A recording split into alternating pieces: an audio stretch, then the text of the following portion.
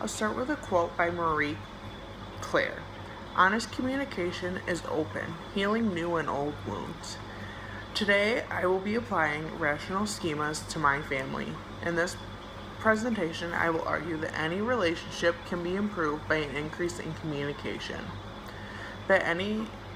First, I will define relational schemas in the different forms of families. Second, I will apply the concept to my family. And third, I will provide some recommendations. A relational schema, as defined by Stephanie Littlejohn and Karen Foss, is a set of terms to help categorize families based on their levels of communication and conformity. The first type of family is a consensual family, which has high levels of communication as well as high levels of conformity. Consensual families' high levels of communication paired with the high levels of conformity means that although the communication is open, a leader, typically a parent, will be in charge of decision making for the family. The second form of family, a pluralistic family, has high levels of communication similar to consensual families, but has low levels of conformity. These low levels of conformity will allow each member of the family to gather its own conclusion from the communication. The third form of family is a protective family. Protective families have low levels of communication coupled with high levels of conformity, meaning in these families, decisions are made by parents and not openly discussed with the children, as the parents believe that no explanation is owed to the children. In the last form of family, a laissez-faire family or hands-off family, the family has low communication and low conformity, so decisions are made separately by each member and not discussed as a family. Now that I've defined relational schemas and the four forms of families, I will argue that my family is a pluralistic family but has been transformed from a protective family with an increase in the level of communication. I will use my relationship with my dad as an example for this transformation. I'll describe my family as being pluralistic, as we have high levels of communication and low levels of conformity. An example of this would be last summer when I decided that I wanted to go stay with my mom, who lives in Florida, rather than staying in New York. When I was younger, because we were a protective family, the decision would have made whether I was allowed to go or wasn't allowed to go.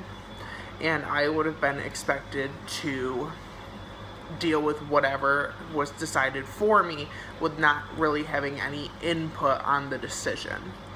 But because I now have a more pluralistic family and we have higher levels of communication, my dad would listen to my decision making and why I was deciding to do this, how it might benefit me, and then we would talk about the decision together. And if he didn't agree with me, he would say things like, well, it's not the decision I would have made, communicating that he might not agree, but he's allowing me to make my own decision based on the conversation.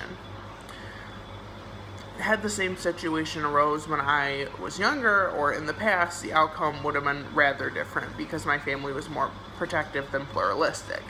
My dad would have made the decision and I would have been expected not to refute it because, as the quote goes, children are to be seen and not heard. This change in the relational schema of my family is due to a raise in the level of communication. This rise in communication has also caused me to have a better relationship with my dad due to the fact that communication is key to success in a family. Now that I've analyzed my case, I will provide some recommendations. My first recommendation is to my dad, to be more open to communication with not only me, but other people in the family. Being open to communication will help you have a more open and successful relationship with your kids and your wife.